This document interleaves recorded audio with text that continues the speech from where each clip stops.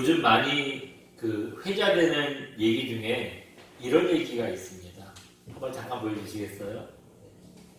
뭐라고 써 있어요? 주린이. 어린이를 잘못 쓴 게 아니고요. 요즘 저런 말이 있어요. 주린이라는 말이 뭐죠? 네, 한번 잠깐 보여주실래요? 뜻이 이런 거래요. 주식 플러스 어린이. 주식 플러스 어린이래요. 주식을 처음 시작하는 사람들을 어린이에 빗대서 하는 얘기를 주린이 그런다는 거예요. 그 얘기는 무슨 뜻이겠어요? 저런 말이 나온 자체가 요즘 주식하는 사람들이 엄청 많아졌다는 겁니다. 주식을 많이 한다는 거예요. 여러분, 요즘 돈 벌 수 있는 데가 딱 두 군데뿐이래요. 하나는 주식이고 하나는 부동산이고. 그렇대요. 서점에서 제일 잘 팔리는 책들을 베스트셀러라고 하잖아요. 베스트셀러 1위부터 10위 중에 그 10위까지 책들을 살펴보면은 이런 책들이 있대요. 한번 잠깐 보여주시겠어요? 네. 책 제목이 뭐래요? 돈의 속성. 세상 최상위 부자가 말하는 돈에 대한 모든 것. 제목도 어마무시해요. 네. 저거 봐야 될 것 같아요. 또 이런 책도 있대요. 뭐래요? 주식 투자 무적정 따라하기. 네. 여기 대단한 말이에요. 책의 평가. 여기 보이세요? 조금 너무 작은데 70만 왕초보가 감동했다. 완벽한 투자 입문서. 저 얘기가 무슨 말이냐 하면 저 책이 몇 부 팔렸다는 얘기예요. 70만 부. 최소한 70만 부를 팔렸다는 얘기입니다. 엄청 샀다는 거예요. 하나 더 있어요. 네. 읽어보세요. 엄마 주식 사세요. 예, 엄마 주식 사주세요. 주식이 무슨 슈퍼에서 파는 과자도 아니고, 예? 어른들도 주식을 몰라가지고 주린이라는 말을 하는 판에 애들도 주식을 사달래요. 애들이 사달라고 하겠어요? 애들도 사줘야 된다. 애들한테도 투자에 대한 개념을 가르쳐야 된다. 그 얘기겠지요. 여러분, 책의 분야가 얼마나 많습니까? 시, 소설, 수필, 취미, 뭐 전문서적, 경제서적, 자기계발, 이것들 세문으로 나누면 더 많아요. 예? 제 책의 분야들이 얼마나 많은데 아마 수십 가지, 뭐 100여 가지 이상 될 거예요. 많은데 그 많은 분야들 중에서 제일 잘 팔리는 책 2위부터 10위까지를 정해봤더니 그 중에 3권이나 주식에 대한 얘기, 돈 버는 얘기에 대한 책들이 있더라는 겁니다. 그 얘기는 또 무슨 얘기겠어요? 그만큼 사람들이요, 돈 버는데 관심이 많대요. 돈 버는데 관심이 많다는 말입니다. 또 이런 말도 있어요. 기왕 나오고 하나 더 보여주시죠. 뭐래요? 영끌. 이거 뭐 뉴스에도 많이 나오고 아마 무슨 말인지 아실 거예요. 이건 무슨 말이냐면요. 네. 뭐래요? 그 끌어모아서 뭘 하냐가 중요해요. 영혼까지 끌어모아서 영혼까지 끌어모을 정도로 대출을 받아서 대출 받아가지고라도 부동산을 사야 된다는 거예요. 부동산 사라는 얘기입니다. 아까 말씀드렸잖아요. 요즘에 돈 벌 수 있는데 딱 두 가지라니까요. 하나는 주식이고 하나는 부동산이래요. 그래서 주린이라는 소리를 들으면서까지 어떻게든지 주식을 해가지고 재미를 보겠다는 얘기고 영혼까지 끌어모아서 어떻게든지 지분을 모으라 할 때 꼭 사놔야 된다는 얘기 아닙니까? 근데 부동산은 모르겠어요. 근데 주식은 제가 해가지고 돈 벌었다는 사람 못 봤어요. 뭐 민망하니까 얘기를 안 해서 그런지도 모르겠지만 어쨌든 주식 해가지고 돈 잃었다는 사람들 많이 봤는데 그거 해가지고 엄청 재미봤다. 그런 말은 못 봤어요. 정부에서 아무리 부동산에 대해서 이런저런 대책을 내놓는데 집값 못 잡잖아요. 참 어려워요. 뭐 정부가 무능해서 그렇다고 얘기하고 싶진 않아요. 그만큼 집값 잡기가 어렵겠지요. 어려울 거예요. 이거는요, 예수님께서 길이요 진리요 생명이라는 이 말씀만큼이나 분명한 진리입니다. 여러분, 부동산은 사면 올라요. 결국엔 올라요. 이거는 우리뿐만 아니에요. 지금 전 세계의 추세래요. 우리가 막 거기 서울 집값이 10억이나 해가지고 미친 거다 그러는데 여러분, 우리만 그런 게 아니에요. 미국도 그렇고 뭐 외국도, 영국도 그렇고 유럽도 그렇고요. 지금 이 도심지의 다운타운의 집값이요, 말도 못하게 오른대요. 그거 못 잡는 거야. 그 못 잡아요. 전 세계 경제학자들도 못 잡아요. 그 집값을 못 잡고요. 또 그게 자꾸 오르는 것도 이거 뭐 원인도 모르겠지만 모른대요. 지금 전 세계적인 추세라 우리나라만의 문제는 아니라는 거예요. 전 세계적인 추세입니다. 여러분, 우리가 너무 순둥순둥하게 살아가지고 우린 잘 모르는데요. 약삭받는 사람들은 요즘에 주식이랑 부동산 때문에 아주 난리예요. 지금 코로나인데도 불구하고 그래도 주식 광풍 해가지고 막 난리고요. 부동산 어떻게 해서든지 나라는 막 어떻게 막뭐 하다못해 이거 잡아보겠다고 호텔에다가 그냥 사람들 살라고 만들기도 한다는데 그래도 올라요. 안 오를 것 같은데요. 조금만 풀어지면 올라. 근데 이거 언제까지 옵제겠어요? 재밌다가는 이거 난리 날 텐데요. 이거 공산주의냐 우리가 왜 이 개인 재산을 마음대로 못하게 하냐 막 난리일 텐데요. 그러니까 이게 결국에 풀어질 수밖에 없어요. 못 잡는 거야. 안 되는 거예요. 세상이 이렇다 보니요. 사람들에게는 얼마만큼의 땅이 필요한가라는 톨스토이의 소설이 또 생각나더라고요. 러시아의 바흐이라는 농부가 살았습니다. 바흐이 얼마나 열심히 농사를 졌는데요. 근데 자기 땅이 아니에요. 소작농이라고 하잖아요. 열심히 죽어라 농사를 짓는데 거둔 것 중에 4분의 3은 누구한테 줘야 돼요? 땅 주인한테 줘야 돼요. 자기는 4분의 1 가지고 끼니만 해결하는 거예요. 아무리 열심히 일을 해도 이거 가지고는 이거 팔자가 안 고쳐지는 겁니다. 그러니까 땅 주인 죽어라 좋은 일만 시키는 거예요. 근데 어느 날 한 나그네를 집에 하루 재워줬대요. 재워져가지고 뭐 자기 형편이 이러지 늘 이 팔자 타령을 하겠지요. 같이 밥 먹으면서 내가 열심히 일을 하는데 땅이 없어서 내가 맨날 이 모양 이 꼴이에요. 뭐 그렇게 얘기했겠죠. 그 다음에 딱한 사정을 듣고요. 이 나그네가 많이 돌아다녔으니까 좋은 정보를 하나 알려준대요.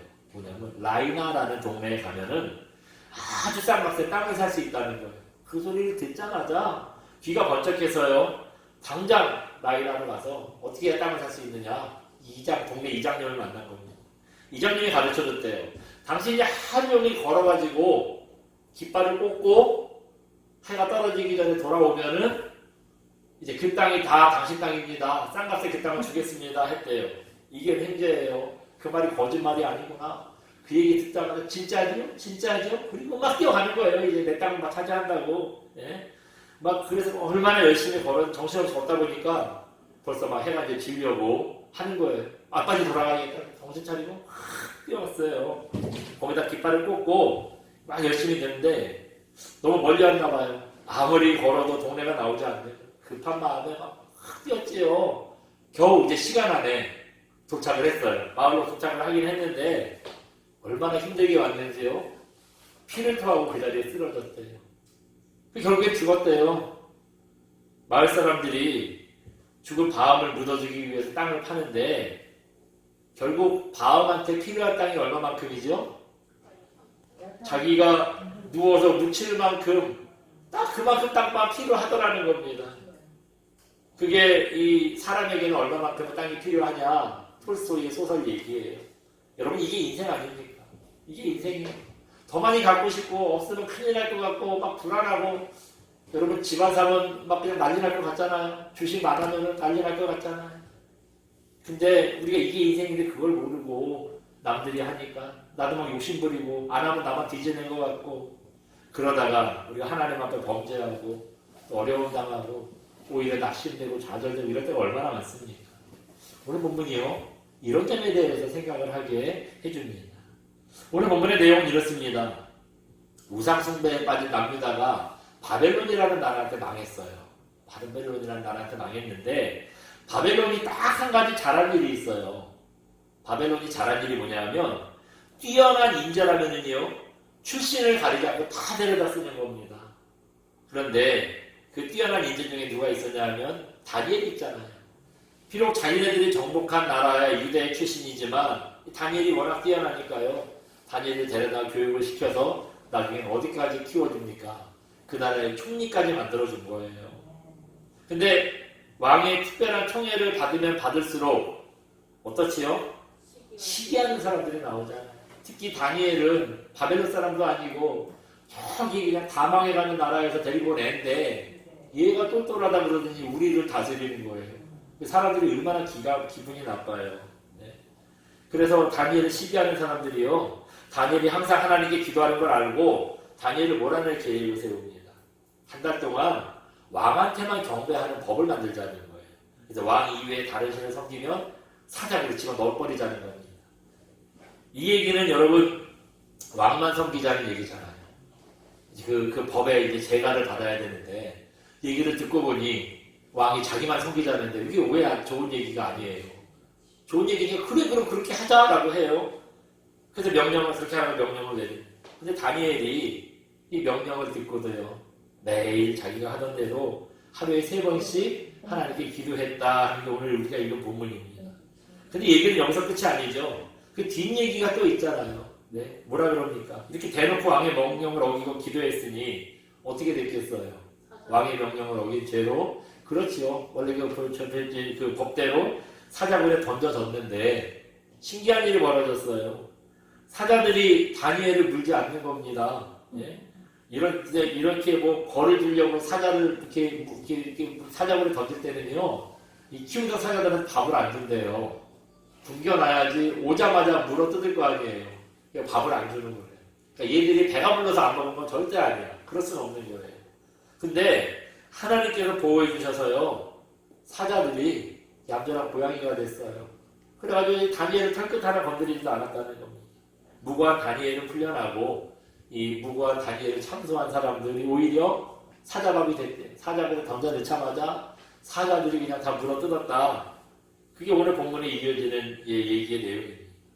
오늘 본문을 통해서 우리가 먼저 생각해보고 싶은 게 있어요. 뭐냐면요, 한번 보여주세요. 첫 번째, 같이 읽어봅니다. 하나님께서 보고 계십니다. 아멘. 여러분 누가 보고 계시다고요? 하나님께서 보고 계시대요. 우리가 어디서든지 어떤 상황에서든지 여러분 이 사실을 절대 잊어버리면 안 됩니다. 한 달 동안 다른 신 섬기지 말라는 왕의 명령을 듣고 다니엘이 어떻게 했어요? 우리 10절 같이 한번 읽어볼까요? 같이 봅니다. 시작. 다니엘이 이 조서에 왕의 도장이 찍힌 것을 알고도 중요해요. 그 다음 자기 집에 돌아가서는 윗방에 올라가 예루살렘으로 향하는 창문을 열고 전에 하던 대로 하루 3번씩 무릎을 꿇고 기도하며 그의 하나님께 감사하였다. 아멘. 여러분 다니엘이 어떻게 했대요?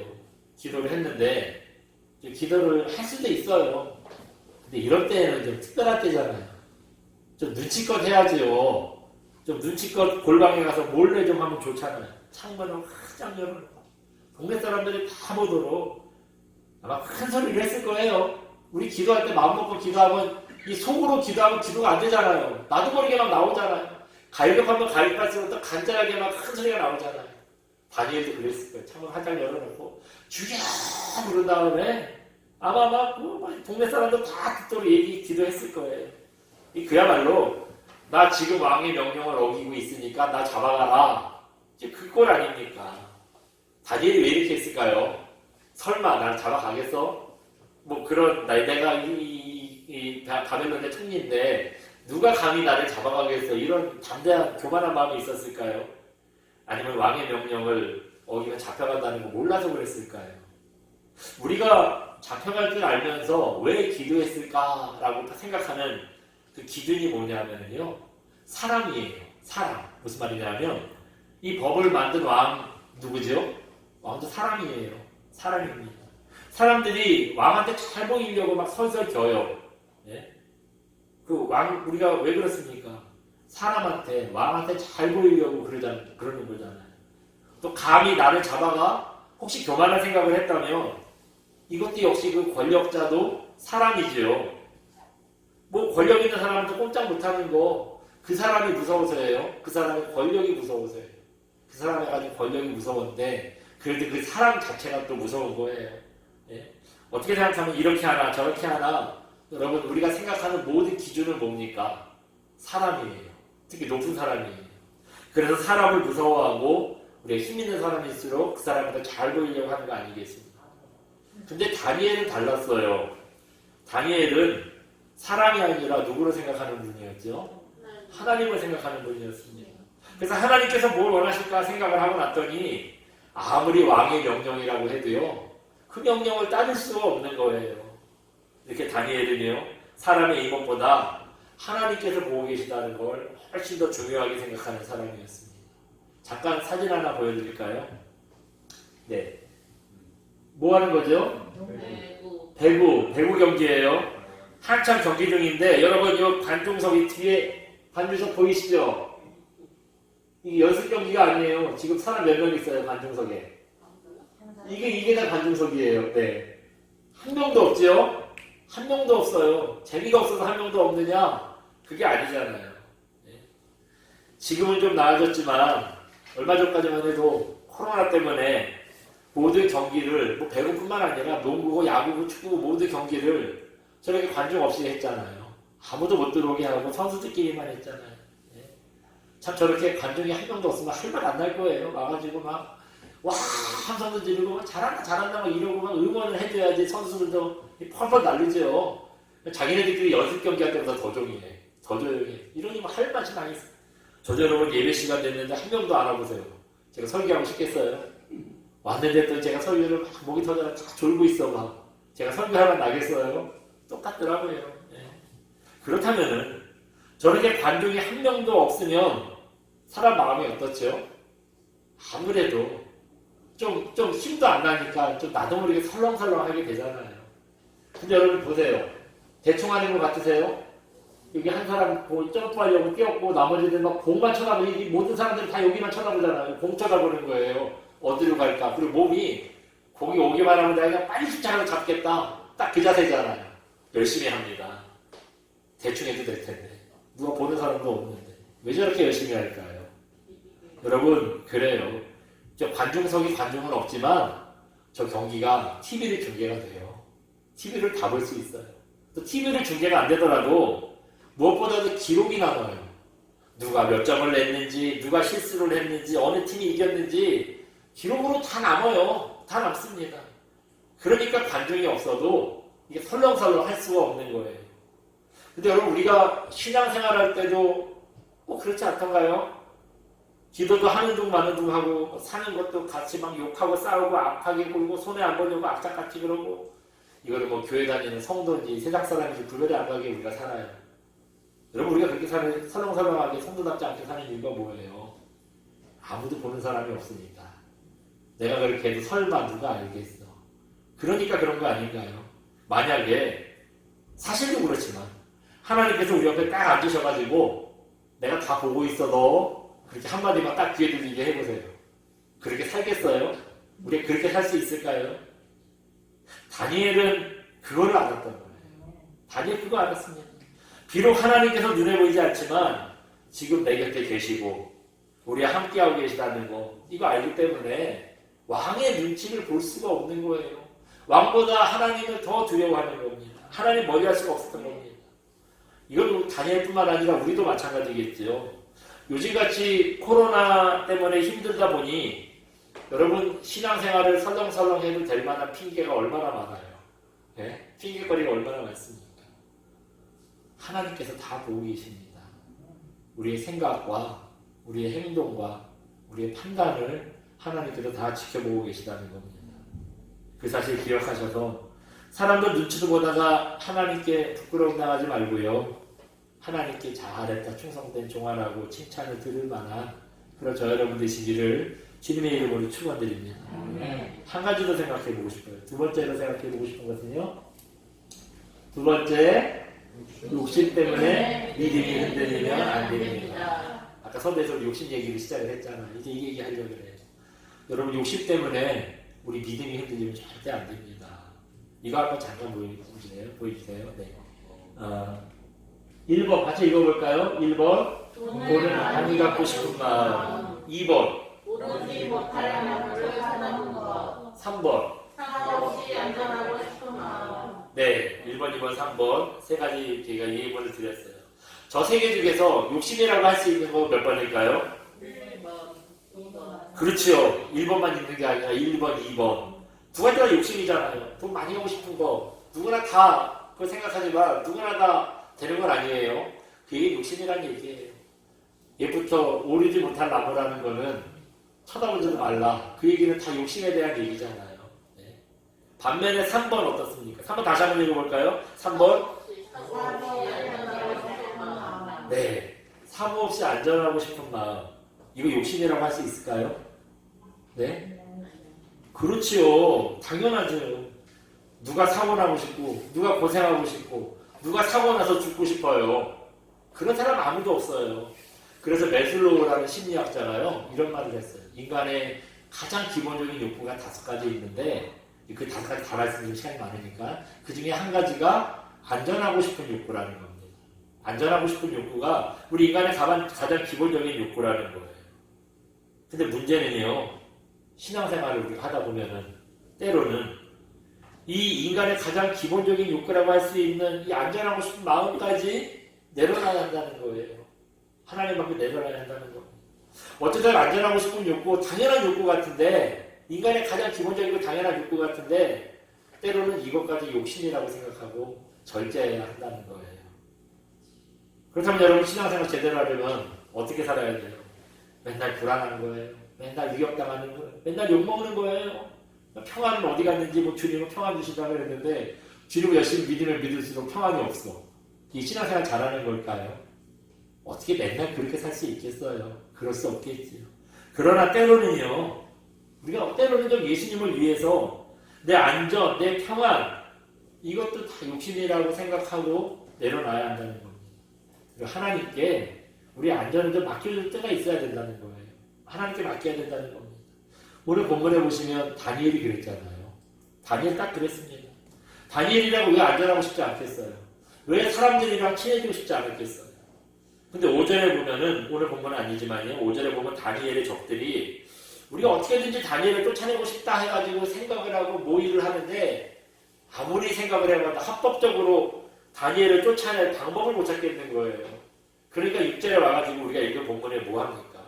한 달 동안 왕 말고 다른 신한테 절하지 말자고 이상한 법을 만들어서라도 다니엘 쫓아내려고 하는 거예요. 이게 정상의 법은 아니잖아요.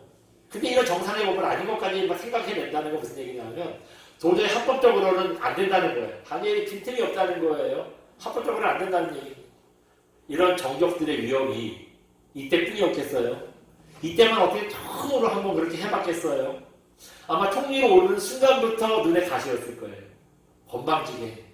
저 어서 굴러 개떡다리 같은 게 감히 총리가 돼? 막 이랬을 거예요. 항상 이런 위협이 있었을 겁니다. 여러분 매번 그렇게 생명의 위협을 느끼면서 자리의 위협은 말할 것도 없고요. 이 오늘도 생명의 위협이잖아요. 그냥 총리 자리에서 끌어라는 게 아니라 뭐가 되는 거예요? 사자밥이 되는 거예요. 매번 어떻게 이 생명의 위협을 받으며 사는 게 정상적으로 살 수 있겠어요? 그러니까 사람들은요, 생명의 위협을 받으면 받을수록 반대로 안전하고 싶은 마음이 더 커지는 거예요. 더 커집니다. 그런데 다니엘은요, 늘 이런 정적들의 위협 속에서 살지만 그렇다고 하나님을 양보하는 마음은 하나님 섬기는 건 절대 양보하지 않았습니다. 이거 양보하지 않았어요. 말씀에서 보신 것처럼 자기의 안위는 누구한테 맡겨요? 하나님께 맡겼잖아요. 사자밥이 되려면 된다 생각하고 어떤 위협 속에서도 나는 먼저 하나님 섬기겠다. 먼저 그의 나라와 의를 구하겠다. 이런 모습 보여주잖아요. 여러분 하나님께서 우리에게 원하시는 신앙의 모습 바로 이런 거 아니겠습니까? 바울이 자기 안전만 생각했다면 어떻게 오늘날까지 우리에게 복음이 전해질 수 있었겠습니까? 베드로가 십자가에 거꾸로 달려서 죽으면서까지 주님을 전하지 않았다면 어떻게 우리가 하나님의 자녀가 되는 이런 영광스러운 삶을 누릴 수 있었겠어요? 이분들뿐만 아닙니다. 우리 많은 신앙의 선배들이 때로는 목숨을 걸고 자기의 편안함과 안전함을 이거 믿음의 길과 바꾸지 않았다면 우리가 어떻게 이런 복된 삶을 누릴 수 있었겠습니까? 여러분 예수 믿다 욕먹는 거, 손해보고 핍박당하는 거 너무 억울하게 생각하지 마세요. 그것 때문에 우리가 믿음을 지켰다면 정말 하나님 앞에 귀한 일을 한 거 아니겠습니까? 마태복음 16장 24절에 보면 주님이 이런 말씀하셨어요. 한번 보여주시겠어요? 같이 읽어봅니다. 마태복음 16장 24절 누구든지 나를 따라오려거든 자기를 부인하고 자기 십자가를 지고 나를 따를 것이니라. 아멘. 주님은요, 예수만 믿으면 모든 게 다 형통해. 나만 따라가면 모든 일이 다 잘되고 칭찬받고 좋아. 그렇게 말씀하시지 않았어요. 뭐라 그러셨어요? 나를 부인하고 자기 십자가를 지고 나를 따라라. 주님 따라가는 길이 그런 길이라는 거 아시니까 그런 얘기 했지요. 나를 따라가는 길은 비단길이야 라고 했으면 절대 저런 말씀 안 하셨을 거예요. 여러분 예수 믿다가 믿음 잘 지키다가 어려움 당하는 거 이상하게 생각하지 마세요. 그 길이 예수님 잘 따르고 가는 길입니다. 요즘 참 먹고 살기가 힘드시지요. 여러분 살기 힘들면 힘들수록 우리는 본능적으로 더 안전하고 싶어합니다. 부자 되고 싶어하고요. 더 형통하고 싶어해요. 그러니까 서두에서 말씀드린 것처럼 주리니 영끌 막 이런 거 찾는 거잖아요. 그러나 이런 게 다 욕심이라는 거 알고 내려놓으시기 바랍니다. 심지어 우리 안전까지요. 하나님께 한번 맡겨보자고요. 맡기시는 겁니다. 그럴 때 다니엘이 사자굴에서도 하나님께 보호받은 것처럼 우리도 하나님께서 보호하시는 은혜가 분명히 있을 겁니다. 사실 믿고 확신하고 또 주님을 따라가는 저 여러분 되시기를 주님의 이름으로 축원드립니다. 우리 시간 함께 찬양하고 기도합니다. 모든 상황 속에서 함께 찬양하고 기도하겠습니다.